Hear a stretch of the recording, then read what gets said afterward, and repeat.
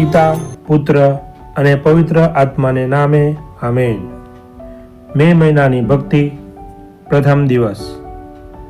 આધ્યાત્મિક પુષ્પરૂપે આજનું નિવેદન. માતા મરિયમને મે મહિનો અર્પણ કરવો. ખ્રિસ્તી આલમમાં ભાગ્યે જ એવો કોઈ દેશ હશે જ્યાં માતા મરિયમની ભક્તિ આ મહિનામાં ન થતી હોય. મે મહિનો એટલે વસંત ઋતુના પુષ્પોનો મહિનો. પુષ્પ આચ્છાદિત ધરતી માતાજીના વધામણા ગાય છે.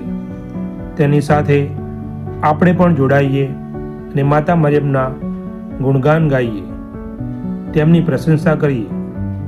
આપણા ગુજરાત દેશની સાંસ્કૃતિક, સામાજિક, ધાર્મિક પ્રવૃત્તિઓ માતાજીને ચરણે ધરીએ.